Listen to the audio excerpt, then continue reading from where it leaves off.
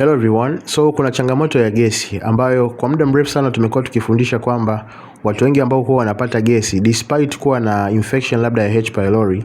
H pylori kwenye changamoto ya gesi, sisi kwa upande wa terrain philosophy au natural medicine tunaiweka kwenye category ya contribution. Maana yake kazi ya H pylori kwenye mwili wa binadamu, anaweza akachochea mtu kuwa na changamoto ya gesi na kujisikia vibaya, kutengeneza homa na vitu vingine. Lakini unaweza ukafanya first line treatment kwa ajili ya kuua bacteria au triple therapy ambao wengi wanaitumia, ikaua bakteria kwenye tiba za kisasa. Sawa, lakini bado ukabakia na choo kigumu, gesi na kubana, unapungua uzito na kadhalika. Sasa kuna kiungo ambacho huwa kikidhoofika, ni contribution ya gesi inaweza kapelekea ukapungua uzito, malabsorption, lakini pia at the same time choo chako kinatoka kama chambuzi. Ni udhaifu wa kongosho. Kongosho ina pande mbili, ina upande ambao kitaalamu tunauita ni exocrine. Sasa kuna athari ambayo huwa inatokea kwenye huo upande ambao unahusika na mmeng'enyo, exocrine, sawa, ambayo huwa inatengeneza changamoto maalum inaitwa exocrine pancreatic insufficiency EPI. Huo ugonjwa ukitokea, sawa, kwenye kongosho yako upande huo, unasababisha kuna uzalishaji mdogo sana wa enzymes ambao usipozalisha amylase na umekula chakula cha wanga. Chakula cha wanga kikiingia ndani ya tumbo, kwa sababu kuna moisture, kinachacha. Kinapochacha kinatengeneza gas, okay? Kinapotengeneza gas ambazo zinatokana na wanga kuchacha ni hydrogen, carbon dioxide na methane, ambapo inaweza ikatengeneza gesi ndani ya tumbo, kitaalamu tunaita abdominal pressure, tumbo likajaa, na mwisho wa siku ile gesi ikijaa sana lazima utafute namna ya kuexit, na njia yake ya kutokea ni kupitia burping au belching sequence, kubeua, okay? Sasa what I want to understand is ni kwamba hiyo tuliangalia kwa concept nzima ya sababu ya gesi. Wakati mwingine unaweza usiwe na hii condition ya exocrine pancreatic insufficiency EPI, maana yake kongosho yako haina athari yoyote.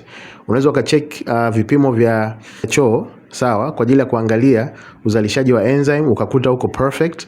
Ukaangalia vipimo vya damu kwa ajili ya kuangalia enzyme viko perfect, lakini pia ukaenda kwenye imaging test, ukafanya CT, ukafanya ultrasound, kongosho yako haina shida, lakini bado unagesha stomach. Sasa hapo kitu ambacho unatakiwa kureflect on, sawa, kwenye mwili wa binadamu kuna mishipa fahamu inaitwa vagus nerve. Vagus nerve inaweza ikawa na contribute kwenye kusababisha au kusuppress ufanisi wa ufanyaji kazi wa kongosho. Vagus nerve kazi yake ni kuzalisha specific response, signal, ambao ni kustimulate kongosho yako inatakiwa izalishe enzyme kwa kiwango gani na wakati gani kipindi ambapo umekula. Sasa kukiwa kuna kitu kinaitwa erratic communication, maana yake taarifa inayotoka kwenye vagus nerve haiendi vizuri kufika kwenye seli za kongosho kwa ajili ya kuweza kurespond.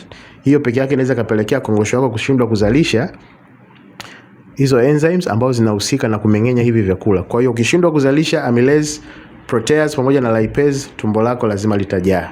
Okay, kwa wakati mwingine unapokuwa na hizi changamoto za gesi, umetibia H pylori lakini bado unabeua, choo kinatoka kama chambuzi, lakini H pylori hakuna, okay? It's negative.